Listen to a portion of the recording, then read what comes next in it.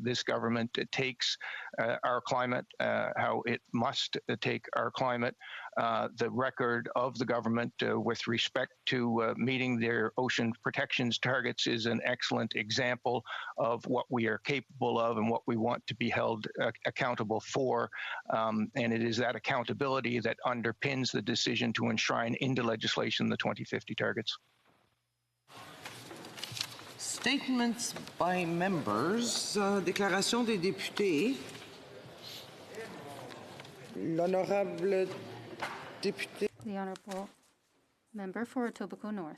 For Etobicoke North. It is with a heavy heart that I pay tribute to Mohammed Aslam Zafis, who was brutally and senselessly murdered while volunteering to keep people healthy and safe as they went into the mosque to pray. Mohammed was a good man, a valued community member, and someone whom I knew well.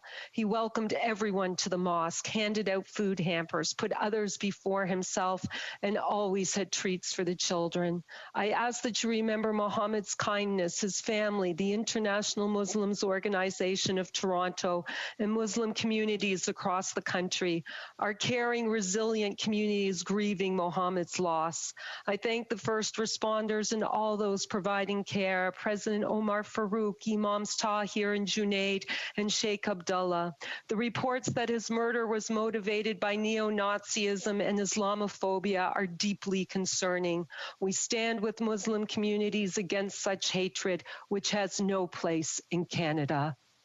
The Honourable Member for Long Range Mountains.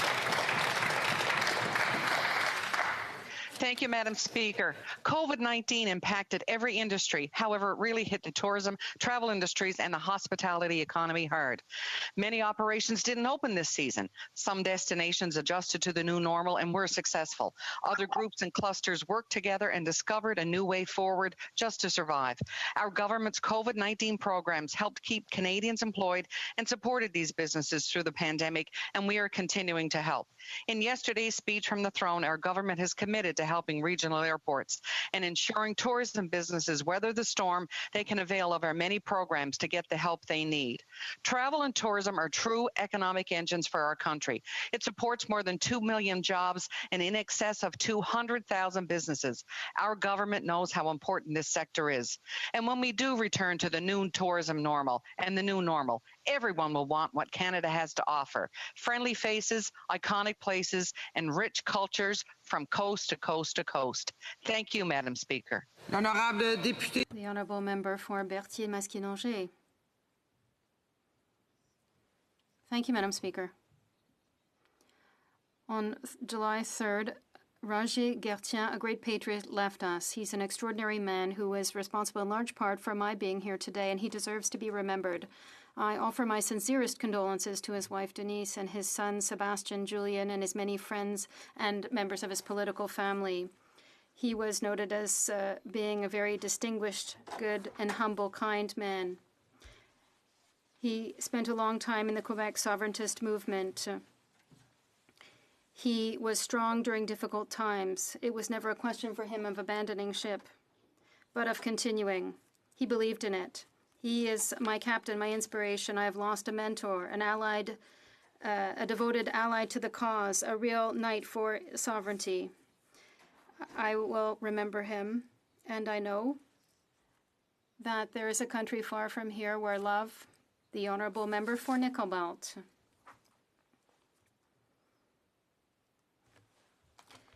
I would like to highlight the incredible work of the staff and volunteers at the following long-term care homes.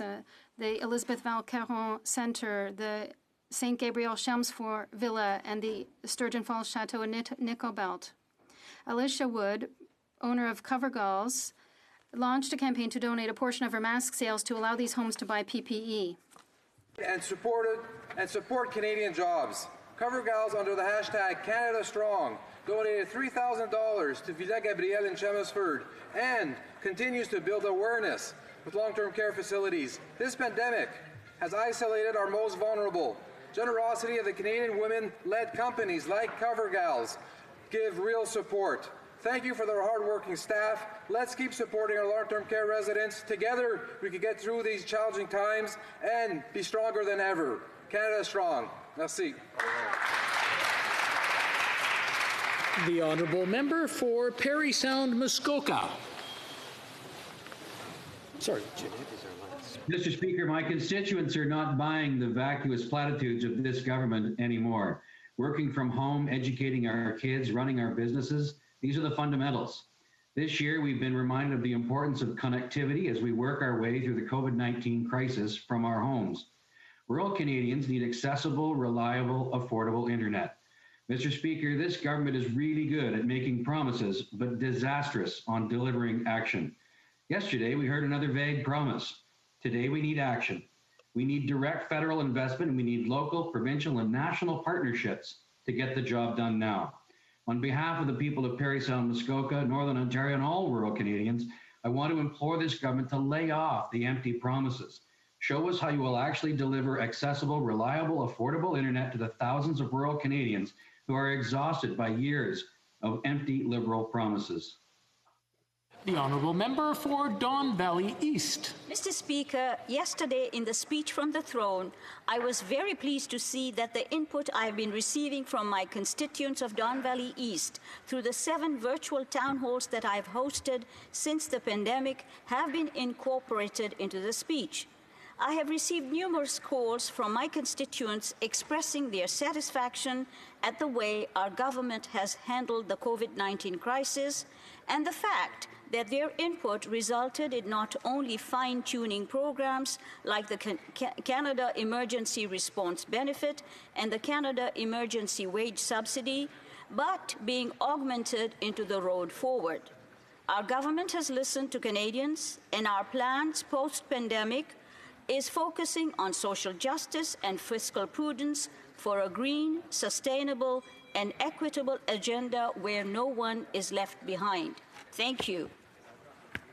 The honourable member for Hull Aylmer.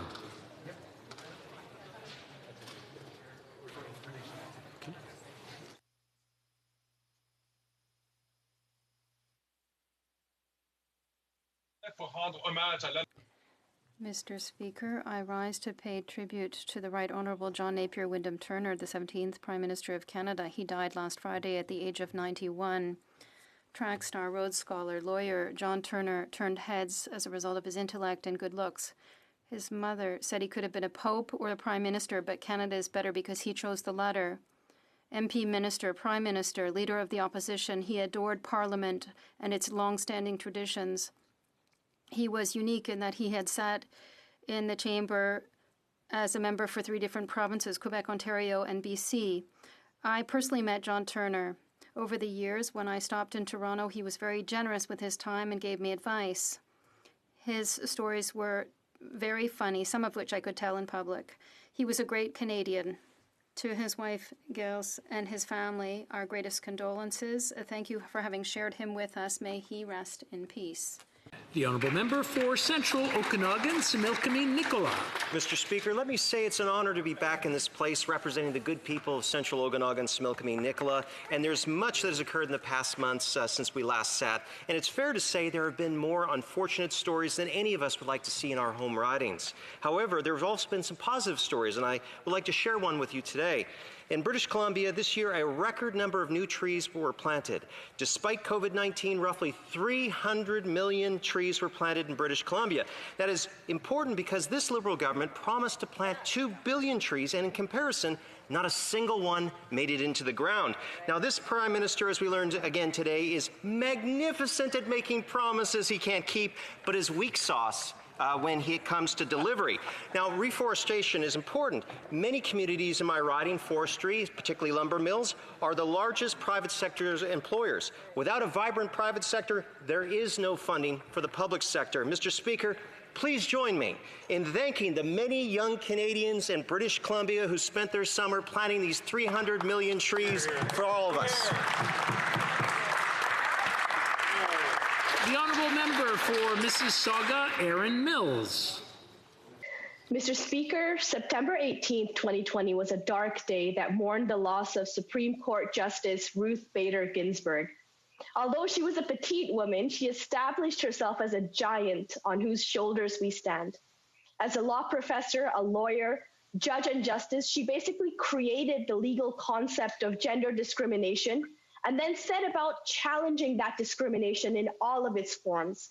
She's gone, but her legacy, the opportunities that she created, the rights she fought for, the status quo that she changed, will live on. This week, we celebrate gender equality in Canada, and I can think of no better time to recognize Justice Ginsburg's legacy. In her own words, as society sees what women can do, as women see what women can do, there will be more women out there doing things and will be better off for it. May her memory be a blessing. Thank you, Mr. Speaker. The Honourable Member for Fundy Royal.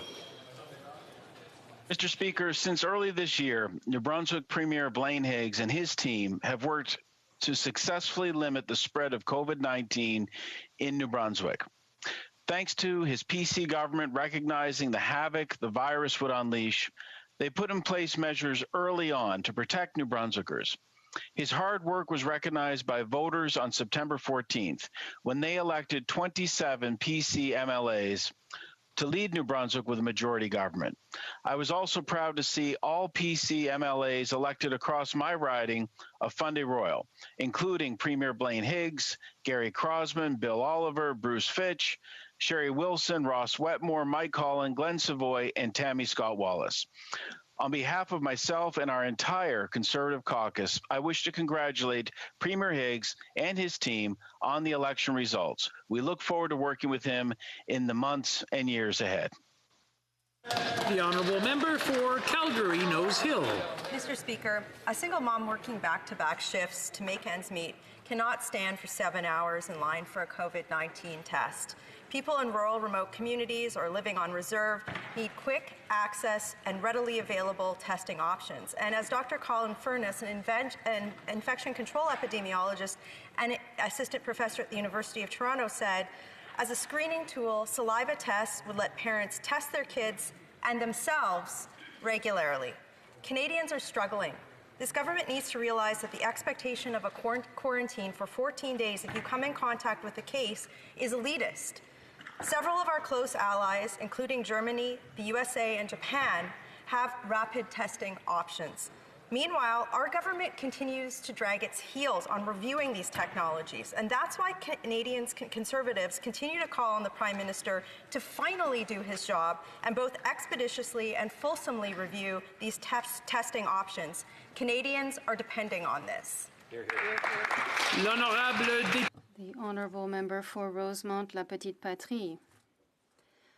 Recently, the professor at the University of Montreal, Frédéric Bédard, wrote a work entitled La Terre est une poubelle en feu, or a burning garbage can. The Earth is a burning garbage can. With major forest fires in California, it's not just a picture, but a real sad reality. The Liberals have to realize that there is a health and economic crisis, but the climate crisis hasn't disappeared. The government is sending contradictory signals that are causing confusion. They're continuing to subsidize the oil and gas companies. They're relaunching gas exploration in the Atlantic. They're wasting billions on the expansion of Trans Mountain. They're opening the door to LNG Quebec, and they're getting further and further away every year from our greenhouse gas targets, reductions targets. It's time for an ambitious plan. We have to electrify our transportation system. It's time for a consistent, ambitious plan, as I said, to be capable to ensure that we have a viable planet for future generations. The Honourable Member for Rivière-du-Nord. Thank you, Mr. Speaker. I'm pleased to pay tribute in the House to the 50th anniversary of the Saint-Jérôme Cégep. 50 years dedicated to shaping society for today and tomorrow. What a great history. Founded back in 1970, the Saint-Jérôme Cégep offers today some 30 training programs, has 2 technology transfer centers, and 3 campuses in the Laurentians. It goes without saying that this Cégep is a major cultural and socio-economic player in the development of Rivière-du-Nord, the Laurentians, and all of Quebec. In its 50 years, the Cégep has had over 35,000 graduates. I salute and thank the work of all the staff, both past and present. In particular, the dedicated work being done by its current Director General, Ms. Nadine Legal, in 2020. There are more than 700 people who work every day to ensure the Cégep can work properly. As the President says, we're bigger together. Thank you, Mr. Speaker. The Honourable Member for Charlebourg-Saint-Charles. Mr. Speaker, Canadians are outraged. Canada has been dealing with the coronavirus for over 8 months now, and the government has to be urged to approve a rapid test. During the throne speech yesterday, the Governor-General clearly indicated that Canadians should not have to spend hours in line to get a test. In Kitchener, Ontario, on Wednesday, the media indicated that people had started to wait for a drive-through test starting at 2:30 in the morning. Health Canada has received 14 applications for rapid tests, but the government has approved none of them. In other jurisdictions, rapid COVID-19 tests take only 15 minutes, cost less than $5, and don't need a lab. It's high time for Canada to adopt rapid testing to ensure that Canadians don't have to worry about their health. Canadians have cooperated with the government to flatten the curve. It's the government's time to cooperate now with Canadians. The Honourable Member for Moncton Riverview, Dieppe. Thank you, Mr. Speaker. Recently, we lost a great lady, one of our great love stories of the time. We learned of the death of Hélène Chrétien, the spouse of the former Prime Minister Jean Chrétien. Canada is poor for its loss. She was not just a great Canadian, a great Quebecer, and a woman who sacrificed so much for her country.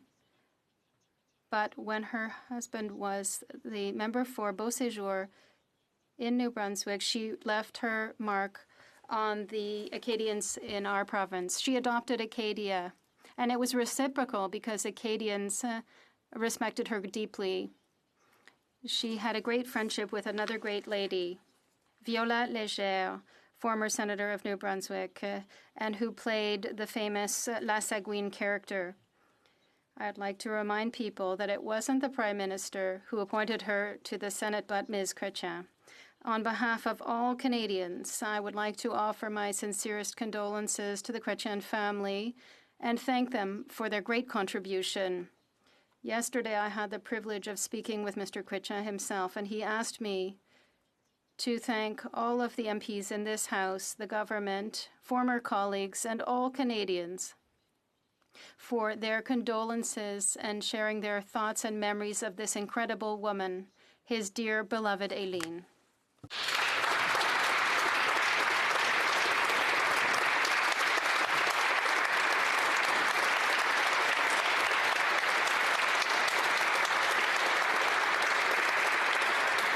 The Honourable Member for Edmonton Manning. Agriculture sector, families, community organizations, and small businesses form the core of these farms, cultivations, and small operations.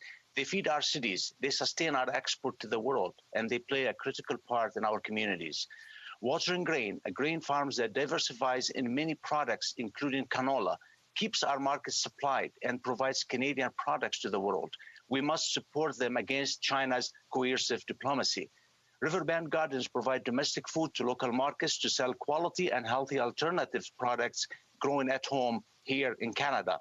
Lady Flower Gardens provide food to our food bank, also create opportunities for our Indigenous peoples. Efforts like these represents the goodwill of the agriculture producers. The federal government must support them. Thank you, Mr. Speaker. Before we continue, I just want to take this opportunity to remind the honourable members, as we get into something new, the members who are joining us from home. In the House, you have to stand up to be recognized, which has been done for years. From home, please turn on your cameras well in advance. Don't wait till the last second. That is just your way of standing up remotely. It just makes it easier to deal with any technological problem that we may incur as we go on. Oral questions. Question orale. The Honourable Member for Portage-Lister. Mr. Speaker, the second wave of the pandemic is here, and most Canadians who may come up in a contact tracing list can't afford to take 2 or 3 weeks off to get tested for COVID. Right. Last March, the Prime Minister promised that rapid COVID testing for Canadians would be a top priority. Half a year and $500 billion later, Canadian families still have to wait in line for hours and sometimes days to get tested. Why is the Prime Minister failing Canadians on this vital test during the pandemic. The Right Honourable Prime Minister. Mr. Speaker, every step of the way we've been working with the provinces and territories on increasing testing across the country. We provided $19 billion through the Safe Restart Agreement to increase testing capacity, amongst other things. We procured supplies and provided resources to help the provinces with testing, contact tracing, and data. I've held 18 meetings with the First Ministers over the course of the pandemic. We'll continue to do what it takes to keep Canadians safe, ensure our scientists have all the tools necessary to rapidly approve the tests that are safe for Canadians. The Honourable Member for Portage-Lisker. Well, Mr. Speaker, the Prime Minister locked the doors of Parliament to cover up his WE scandal under the guise of a speech from the throne which would address the pandemic. But the throne speech was nothing but a litany of recycled Liberal broken promises that leaves countless numbers of people behind. This Prime Minister has no plan to deal with the health crisis, no plan to deal with job losses, and no plan to address divisions in our country. So why did the Prime Minister waste all of this time just to cover up his scandal instead of using it to help Canadians? Right Honourable Prime Minister. Mr. Speaker, the pandemic is the most serious public health crisis Canada has ever faced. The last 6 months have revealed fundamental gaps in our society and in countries around the world. For those who are already struggling, the pandemic has been even more difficult, so we must address the challenges of today and support vulnerable people for the future. We will take bold action on health, on the economy, on equality, and on the environment. Those are the things that Canadians expect while we continue to have their backs through this pandemic and chart a better course for a brighter future for all Canadians. Honourable Member for Portage-Lisker. But the Prime Minister's throne speech was nothing more than an attempt to change the channel on his corrupt government's actions. Right. The speech was almost 7,000 words long, but mentioned Canada's natural resources only once. There was no mention of unionized oil and gas workers in Alberta, no plan for forestry workers in Quebec and BC, and farmers, well, all they can expect is more carbon tax. Yeah. So why did the Prime Minister knowingly leave millions of Canadians behind? Why? The Right Honourable Prime Minister. Mr. Speaker, from the beginning of this pandemic, we've been there for Canadians right across the country. Almost 9 million people received the Canada Emergency Response Benefit, and with the measures we're putting forward today, we're actually going to continue to be able to support the millions who continue to be out of work, looking for work, but unable to find it because our economy is still in recovery. We've also stepped up in supporting small businesses with extending the Canada Emergency Business Account and extending the wage subsidy. These are the things that are going to get our economy going by supporting Canadians through this pandemic.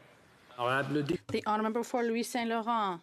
Mr. Speaker, yesterday the throne speech was a typically Liberal speech. They're just creating disputes with provinces. And the speech wasn't even over when the Premier of Quebec already said that he was disappointed in the speech because the Liberal government once again has interfered in provincial jurisdiction, notably in health. And this is unacceptable. But this is the Liberal signature. How come the Liberal government of the Prime Minister is not respecting provincial jurisdiction and let the provinces take care of health and he take care of Canadians' concerns? I regret, Mr. Speaker, to hear the member saying that the federal government doesn't have its place in protecting seniors. The Premier didn't mind sending us to send in the military to help seniors in long-term care. And we're always going to be there to support our seniors. We're going to work in partnership with the provinces, all provinces, to ensure the health and safety of all Canadians. And in this particular case, we're going to take care of our seniors. The member for Louis Saint Laurent. If need be, Quebecers and Canadians are looking at the arrogance of this Liberal Prime Minister. He said that if there are needs, well, I know the needs of people in my riding. They're really happy to serve Canadians. But once again, the Prime Minister has shown his spite for Quebecers, and he's not respecting provincial jurisdiction. When will he understand that Canada needs work with the provinces and not against the provinces? The Right Honourable Prime Minister.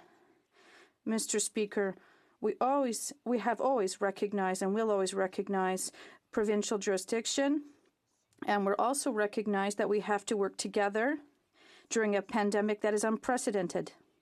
This crisis means that all levels of government have to work together to protect Canadians, to restart the economy. We can't pay petty politics like the members across the way. We're going to work with the premiers and with Canadians to deliver on measures that will help everyone. The Honourable Member for La Prairie. After a second wave of COVID-19, the Quebec Premier and his counterparts came to Ottawa last week with a simple message: help us. They asked for funding to fight the COVID-19 virus. And this is why the speech from the throne is an insult for them. No one word about health transfers. No money. Just lectures and interference, Mr. Speaker. In the midst of a pandemic, will the Prime Minister increase health transfers? Or will he be creating other disputes with Quebec? I was very happy to work with all members on this House during this pandemic, and I'm sorry that there's some members who forgot what we did just a few months ago. We increased health transfers. We're already talking about $40 billion a year, and $2 billion was given at the beginning of this pandemic, and once again, we're talking about $19 billion that we're sending to the provinces to ensure a safe restart. And I also committed directly with the Premier and other. Yes, I said we're going to talk about health transfers to ensure that Canada can properly serve its citizens. The Honourable Member for La Prairie.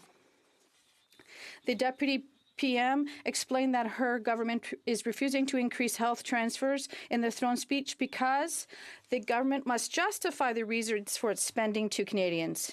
The reason for this spending, Mr. Speaker, is it COVID-19? This is the worst pandemic of our century. We're talking about 5,800 deaths in Quebec. Does the government realize that we're in the midst of a second wave and increased health transfers? The Right Honourable Prime Minister.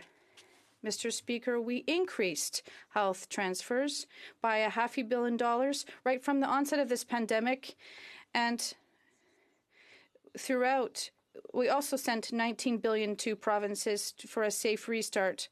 We've sent $2 billion directly to help children to go back to school, and we're going to continue to be there to work with the provinces to help Canadians to stay healthy and to restart our economy, whether it's with CERB that will now be transferred to the EI. We're going to continue to be there for Canadians. The Honourable Member for Burnaby Sud. Thank you very much, Mr. Speaker. People are worried. Numbers are rising, and we are clearly facing a second wave of COVID-19. But at the same time, the Prime Minister didn't really give us a plan. What is the plan for more COVID testing? What's the plan for our seniors in long-term care homes? What is the plan to make sure that it's not everyday Canadians that are paying the cost of this recovery, but companies that made big profits during this company that pay the price? The Right Honourable Prime Minister, I'm very happy to highlight how we do have an approach that will first and foremost recognize that we are in the midst of a pandemic still and that it's ongoing and people still need help. And that is why we're going to continue to work with the provinces to accelerate the testing process and to make sure that everyone has access to testing. We're going to be there to help our seniors because we've always committed to do so. We're going to help our young people. We're going to help families with the ongoing support for families through EI. And we're going to support our small companies with measures to spur the economic recovery. We're going to continue to be there for them. Thank you very much, Mr. Speaker. We are in the midst of a second wave. There are numbers increasing and people are deeply worried. But the Prime Minister still hasn't laid out clear plans for some of the most concerning parts of this pandemic. What is the plan to make sure people have access to testing? What's the plan to make sure our seniors are no longer bearing the brunt of COVID-19? What's the plan to make sure families who need childcare can get access to it? And what's the plan to make sure, when we get past the second wave, that it isn't everyday families struggling to get by that pay the price, but those who have profited off this pandemic who pay the price for the recovery? Prime Minister. Mr. Speaker, the throne speech delivered by the Governor General yesterday lays out our approach in all those elements. We're going to be supporting, moving forward, continuing to build on what we've done for childcare, continuing what we're doing on supporting families across the country, making sure that while we're dealing with this health crisis, we are there to continue to have Canadians' backs. The plan we laid out is a bold one that touches on the economy, the environment, health and safety, and the questions of fairness and the barriers facing too many Canadians still. We will continue to work together to deliver for Canadians. Honourable member for Calgary Nose Hill. Thank you, Mr. Speaker. Earlier this year, Tokyo Airport started using rapid COVID-19 tests. And these are different tests than the Prime Minister outlined this morning that take hours to get and days to receive the results. They're different. So when the Health Minister found out that this technology was available, why didn't she pull her officials into the office and say, when is this review going to be done? When is this going to be available to Canadians? So the question, very bluntly, is this. On what day will the COVID-19 rapid test reviews be complete?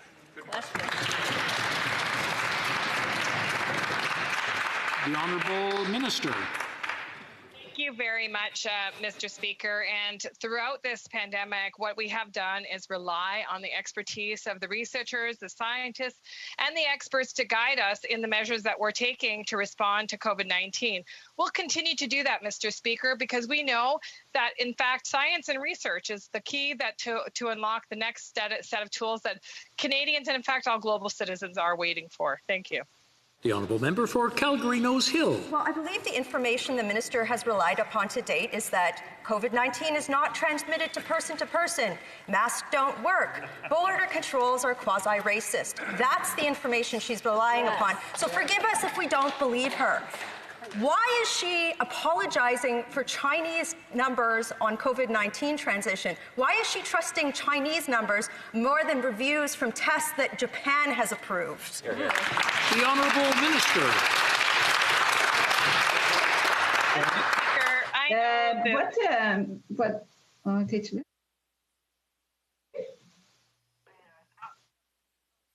Seem to have had a technical difficulty.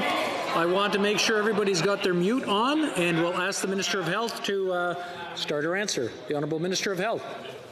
Well, thank you very much, Mr. Speaker. And as the member opposite may realize, science evolves. And in fact, when COVID-19 first arrived on the global stage, not a lot was known about the virus. And every step of the way, we've worked with researchers, scientists, and the excellent public health officers across the country to ensure that our response meets the new understandings as they evolve. Mr. Speaker, this is a dynamic situation. Of course, our advice will change as the science changes around the coronavirus. I'm proud of the medical community and the hardworking research community. The Honourable Member for Lakeland. But it's been half a year and other developed countries have got it done. And Mr. Speaker, apparently elite billionaires on private jets get special treatment when they fly into Canada. When Canadians found that out last week, the Public Safety Minister actually claimed he didn't know about it. So let's get this straight. In the middle of a pandemic that has locked down our country and almost shut down our economy, the Liberals don't know who or how many are receiving exemptions from the 14-day mandatory quarantine at the border? Minister of Public Safety. Thank you very much, Mr. Speaker. And I'd like to take the opportunity to point out that the reporting on this incident was false, and unfortunately, the member opposite may not have heard that there were no national interest exemptions issued in this case. The decision was made by a Border Service officer based on the information that he was provided at the time of entry for those two individuals. And the information that was provided, unfortunately, was not sufficient to allow entry. We've acknowledged that the border officer in that case made a mistake and those people should not have been admitted. And I've spoken to the head of the CPSA, and it won't happen again. Honourable Member for Lakeland. For more than 6 months ago, Conservatives said the Liberals should shut down the border to block the virus and save Canadian lives. But now the minister is actually admitting that after they dithered and delayed and did it anyway, now they actually don't have control, or he's pretending they don't. And the Liberals gave a pass to hundreds of rich, connected travellers, but the minister personally rejected the fiancé of a Canadian who's sick with cancer. Quite the double standard. Meanwhile, everyday Canadians, businesses and families still face uncertainty at the border. So how many more elite billionaires are getting special treatment? The Minister. I'll point out again that no elite billionaires were given special treatment, and they will not receive special treatment. The rules that have been put in place to maintain the integrity of our borders and the safety of Canadians are clear and enforced by our border service officers. We also have a process in place to deal with those cases of compassion so that we can determine whether or not they are necessary for entry and that it can be done safely. We'll work with our public health authorities and with the provincial public health authorities. Mr. Speaker, our first priority will always be the protection, health and safety of Canadians. The honourable for Charlebourg-Saint-Charles. Mr. Speaker, the Prime Minister promised Canadians that we'd have a transparent government, but now we've seen that he would not fulfill this promise. The proof: the media released news that there was a flagrant conflict of interest in terms of COVID-19. When will the Prime Minister make this information public? He knew this, but he was hiding it from Canadians. Why? The Honourable Minister.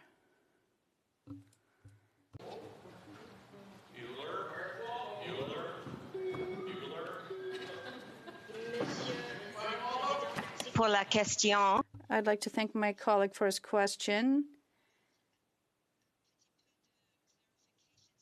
I would like some clarification about the question. I'm not sure what the member is referring to now. What is the issue? The Honourable for Charlebourg-Saint-Charles. I have a second question, but I'll repeat it to be kind with the Minister. The vaccine committee that was established by the government in August had an issue. There were people on the committee that had potential conflicts of interest that were dangerous, but people weren't aware of this. And CBC Radio Canada broke that news. And how come we had to hear this from the media? Why was this information hidden from Canadians? Mr. Speaker, Monsieur le Président. Mr. Speaker, I'd like to thank my colleague for his question. Value the work of top scientific and industry experts. We very much also focus on evidence-based, science-based decisions, and there is a robust conflict of interest process in place. There's also an online registry of declared interest with respects to the task force the member opposite is alluding to.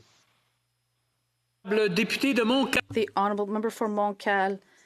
Mr. Speaker, the PM says he's basing his decision on science. Well, all scientists have told us that chronic underfunding for decades has weakened our health system. We saw this in long-term care. You can't prepare for an unforeseen situation like COVID-19 when systematic federal cuts meant we haven't had the means to take care of our people. The federal government used to pay 50 cents for every dollar. Now it pays 22 cents. Rather than giving lessons, will the government finally increase health transfers? The Honourable Minister.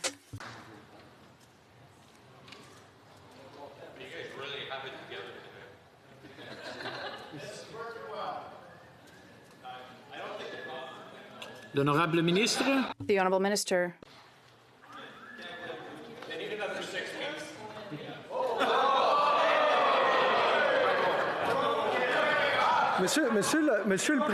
Mr. Speaker, as the Prime Minister said a bit earlier, there were health transfers for provinces right from the beginning. There was $500 million in other funds that followed after.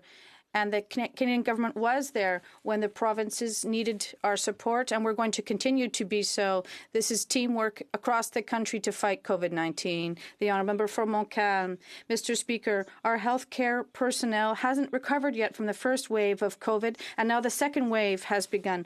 Our guardian angels, what they need is for the federal government to keep its word and transfer the necessary funds to Quebec for them to take care of their people. And what they read in their throne speech is that we're going to tell you how to do your job.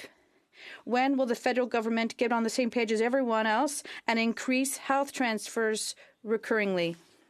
The Honourable Minister. Mr. Speaker, my Bloc colleague seems to be telling us that seniors, well, they're a question of jurisdiction. For us, seniors, it's a whole question of right to life, right to dignity, and the right to have the necessary medication and health care will always be there for our seniors. The Honourable Member for Joliette.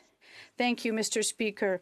Can the Leader of the Government, well, they've been cutting health transfers for 25 years, and we weren't able to properly deal with the situation of our seniors in long-term care, and they have to be responsible for that situation. And now the Premier of Quebec said about the Prime Minister today that instead of talking about increasing health transfers to the provinces, he's telling us that he's going to interfere in long-term care and family medicine, interfere in mental health, and tell us how to do things. Listen, this is somewhat insulting. End of quote.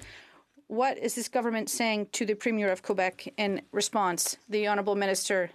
Once again, Mr. Speaker, for the Bloc, when we talk about seniors, it's a constitutional dispute, but we're talking about being human. The people who have suffered most during this pandemic are seniors. So every time when we rise on this side of the House, when we talk about seniors, we're going to talk about a right to life, right to dignity, right to medication, and right to quality health care. For Edmonton Centre. Mr. Speaker, Canadians were told last year that they need to ban single-use plastics. We started packing our groceries in reusable bags and using our reusable cups for morning coffee runs. Then the pandemic hits and the government says stop. The Chemistry Industry Association said, we feel that now more than ever, we must ensure that new regulatory measures will continue to contribute to and not detract from Canada's much-needed economic recovery. How many workers making products that healthcare workers need will lose their jobs?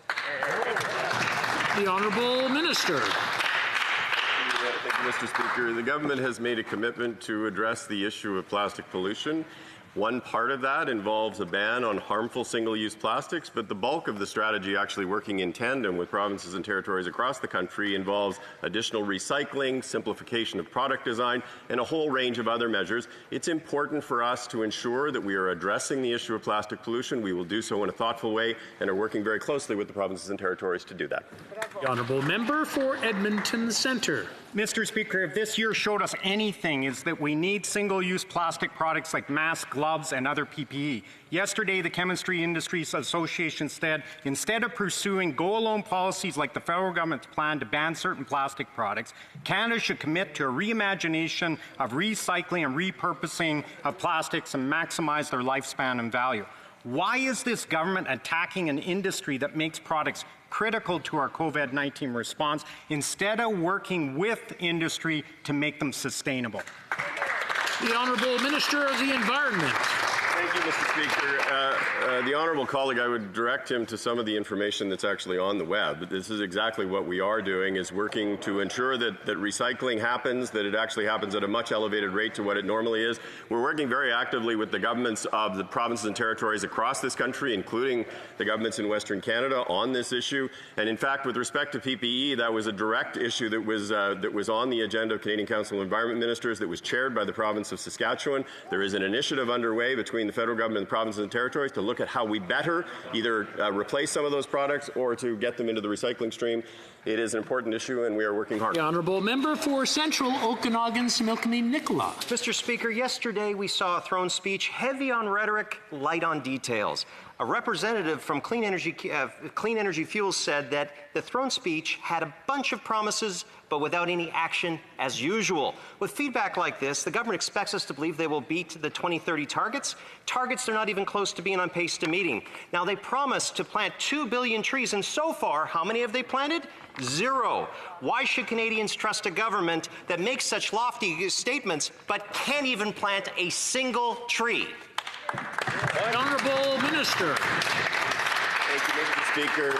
As the honourable member knows, a throne speech is a statement of intent and priorities, and what he would have found if he had read the third chapter in the throne speech is a commitment to immediately bring forward a plan which will allow Canadians visibility on how we will not only meet, but we will exceed the 2030 targets. I look forward to bringing that plan forward in the coming weeks and months. The Honourable Member for Vancouver East. The Liberals created the housing crisis in 1993 by canceling the National Affordable Housing Program. And the crisis has only gotten worse with the pandemic. Van East has the largest homeless encampment in the country. Re-announcing the 3,000 housing units is not good enough when 235,000 Canadians face homelessness each year. The ongoing failure to have an Indigenous-led urban, rural, and northern housing strategy is shameful. The all talk, no action approach is not worth the paper it's written on without meaningful action. Will the Prime Minister adopt the Recovery for All 6-point plan to end the housing crisis? The Honourable Minister.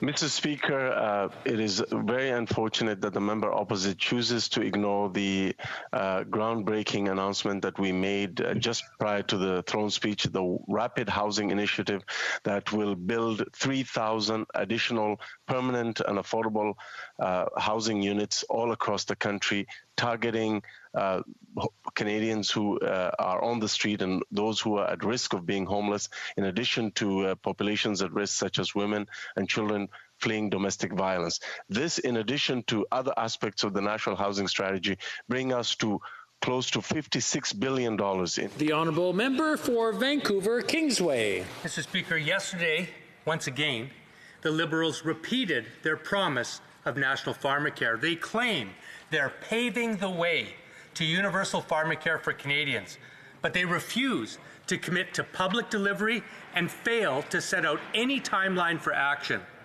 Mr. Speaker, Liberals have been paving the way for decades. Canadians deserve something concrete. Will this government finally commit to public pharmacare and tell Canadians when they can get this overdue essential medical service? The Honourable Minister. Thank you very much, Mr. Speaker. I agree with the member opposite that no Canadian should have to choose between paying for prescriptions and putting food on the table. And that's why we've done more than any government in a generation to lower drug prices, including new rules on patented drugs, saving Canadians over $13 billion. But now it's time for the hard work to sit down with provinces and territories and commit to working all together to ensure that all Canadians can access affordable medication. The Honourable Member for Malpeque. Mr. Speaker, a year ago at this time, I walked through the PEI National Park in the Cavendish area to witness the damage from post-tropical storm Dorian that happened on September 7th and 8th.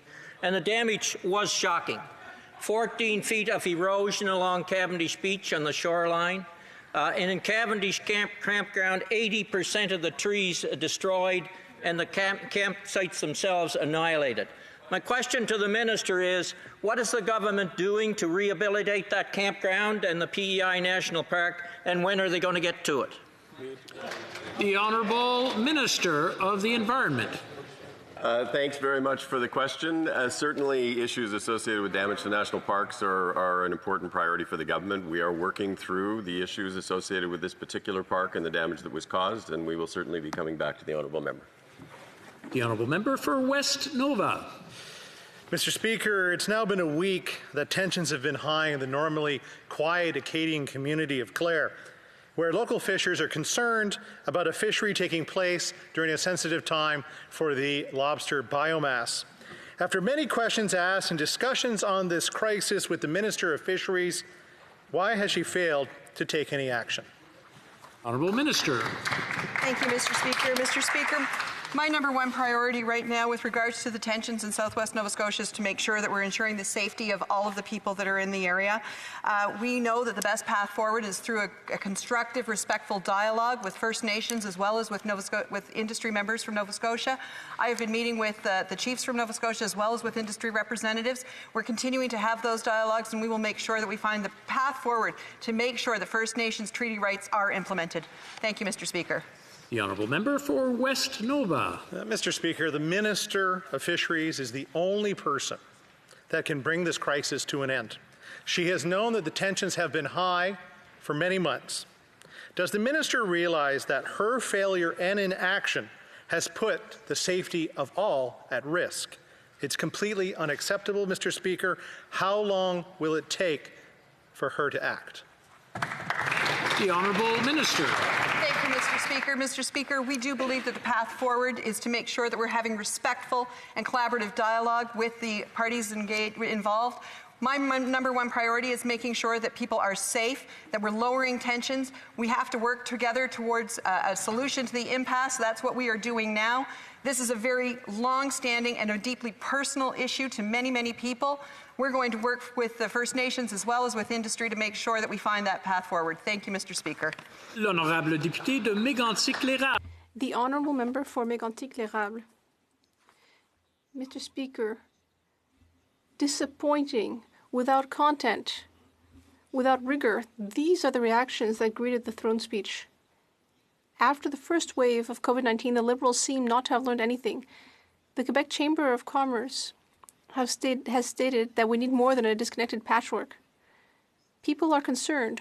Why are the Liberals allowing this virus to cause even more damage to the personal and economic health of all Canadians? L'honorable ministre.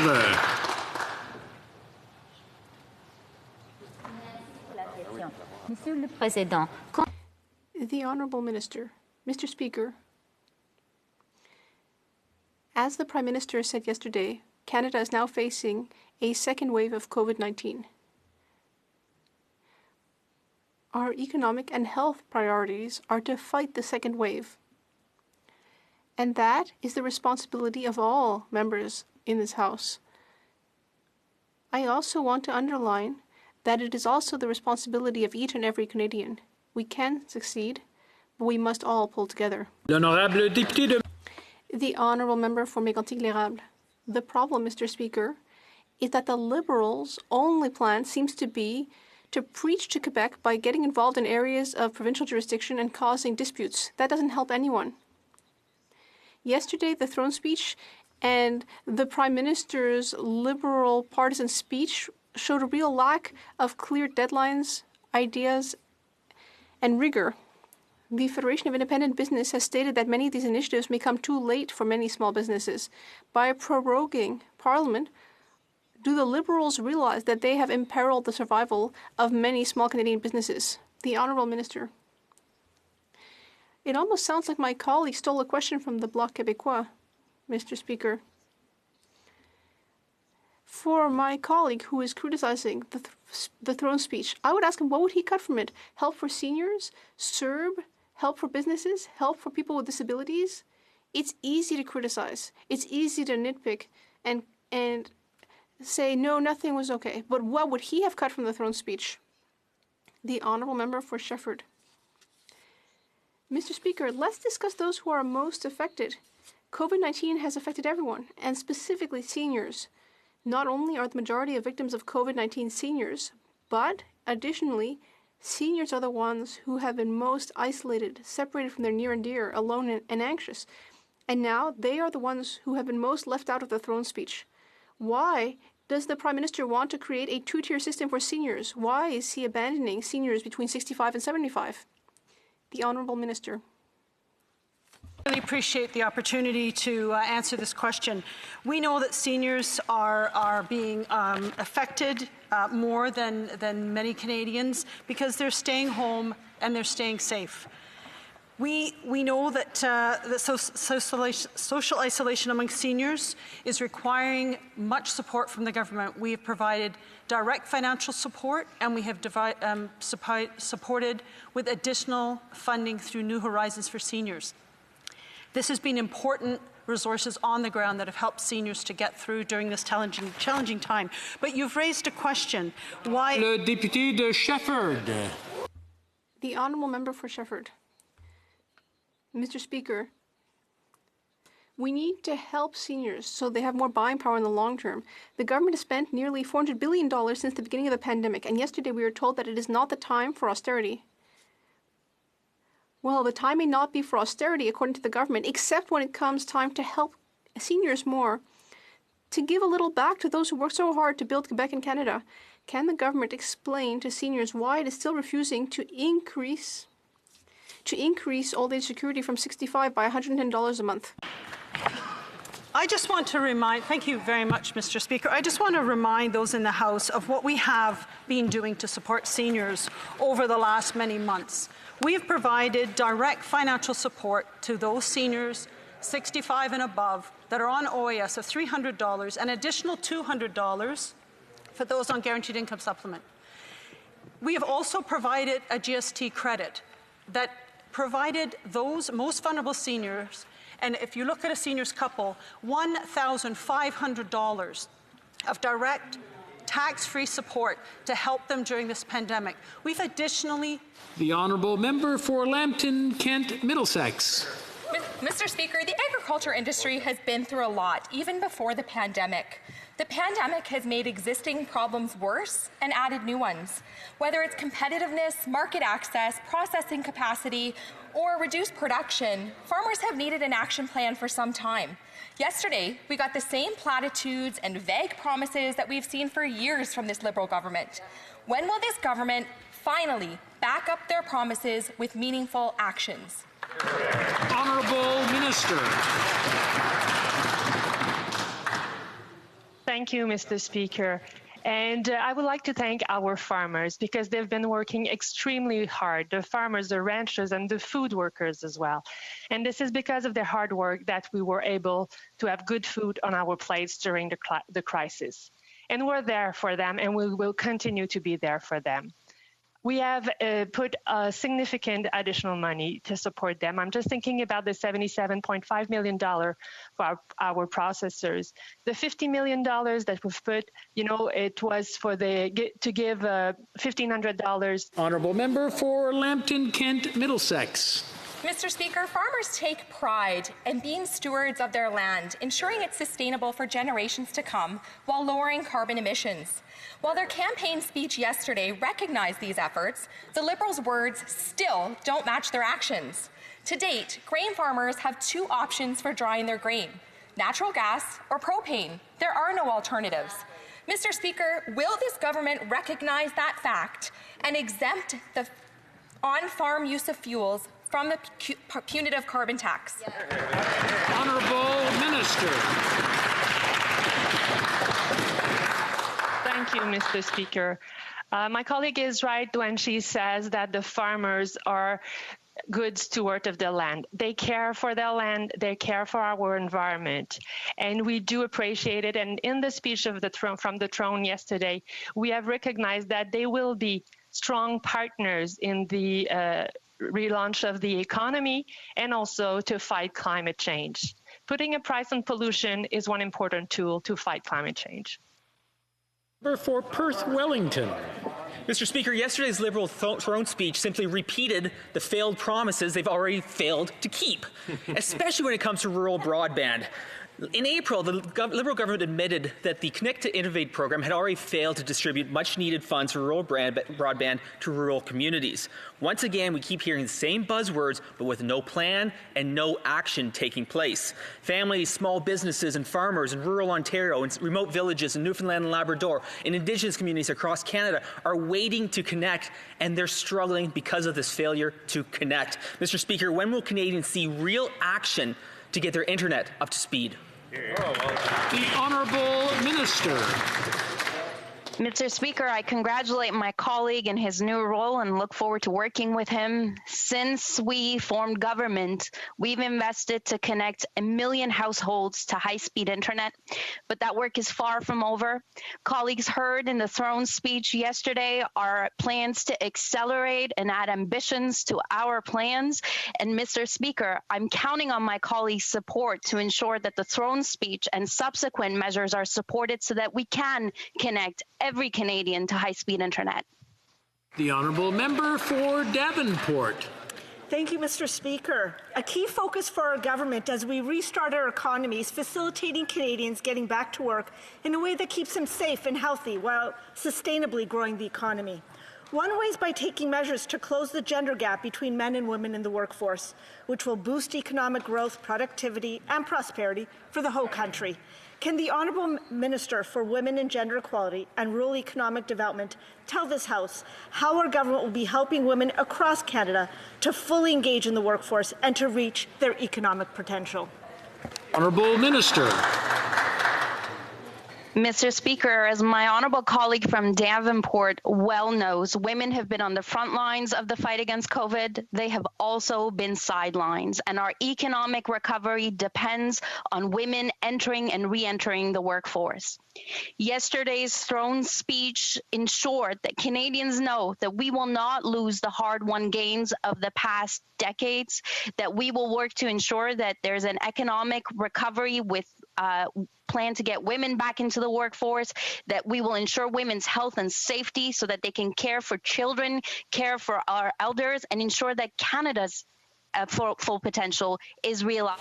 The honourable member for Thornhill. Mr. Speaker, over the last 5 months, COVID-19 has had to share headlines with almost daily shootings across the GTA. Criminals don't care about COVID-19, and they certainly won't follow any new gun bans the Liberals pass. Organized crime and guns smuggled across the border go hand in hand. So, Mr. Speaker, when will the government finally realize that the solution is not going after law-abiding gun owners in small towns, but smuggled guns and organized crime? The Honourable Minister. Thank you very much, Mr. Speaker. It's a very important question. Our government is absolutely committed to strengthening gun control measures as part of a larger response to the gun violence and violence generally that's impacting our communities right across this country. Mr. Speaker, we have worked very closely with communities, with our provinces and territories, and with the police to take measures that we know will be effective. We'll be bringing forward legislation to strengthen our efforts at the border, to prevent the theft and diversion of guns into the hands of criminals, and also to take steps to ensure that those who are currently in possession of firearms, if they represent a danger to others, that those firearms are removed. The honourable member for Kelowna Lake Country. Mr. Speaker, Canada's trade agreement with the EU, CETA, will no longer apply to the UK as of December 31st. Canadian businesses from multiple sectors across the country are very concerned that we do not have a new agreement signed. The Deputy Prime Minister in February stated that the government would inform the House of any negotiations that they enter into with intent within 90 days of those negotiations starting. This means that technically we wouldn't be entering into negotiations till December when this agreement ends. When are the Liberals going to enter into negotiations with the UK? The Honourable Minister. Thank you, Mr. Speaker, and thank you to the honourable member for that really good question. I remain in close communication with my contact in the UK Trade Secretary. Really pleased that we will continue to work with the UK to build on our strong trade agreement. We're going to continue working on a solid path for both of our countries to grow our economies, benefit our people, on a transition agreement that will ensure continuity for businesses here in Canada and for workers and businesses in the United Kingdom. We're going to keep working hard for Canadians. Thank you, Mr. Speaker. The honourable member for Kamloops, Thompson Caribou. Mr. Speaker, 3 years ago, almost to the day, a dear friend died of a drug overdose. Kamloops has seen more people die of illegal drug overdoses in the first half of 2020 than in all of 2019. In the throne speech, all the government did was acknowledge there's an opioid epidemic, no hint of a plan. One sentence when more than 1,000 people in BC have died. Heartbroken families, fentanyl being smuggled unchecked, and no plan from the Liberals. How does the government justify such neglect? The Honourable Minister. Thank you, Mr. Speaker. And as the member opposite might realize, in fact, this government has done more than any previous government to meet substance users where they're at by making sure that there's easier access to medications like Suboxone and Methadone, working with provinces and territories to make sure that there are overdose prevention sites, supporting community-based projects through substance use and addictions programs for treatment, safer supply programs. Mr. Speaker, we are tirelessly working with provinces and communities to ensure that people who use substances have treatments that work for them. L'honorable député de Saint-Laurent. The honourable member for Saint-Laurent.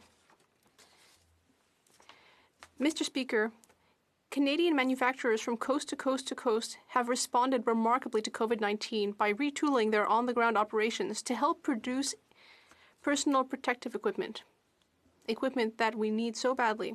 One example is the maker of yoga jeans in my riding, who is now producing hospital gowns for healthcare workers. Could the Minister tell Canadians about the historic efforts in industrial mobilization supported by our government's Made in Canada initiative? The Honourable Minister. Mr. Speaker, I'd like to thank the member for Saint-Laurent for her question, as well as her hard work. Thanks to our Made in Canada project, we are supporting Canadian businesses, including the business mentioned by my colleague, so that our first-line workers have the equipment they need to take care of Canadians.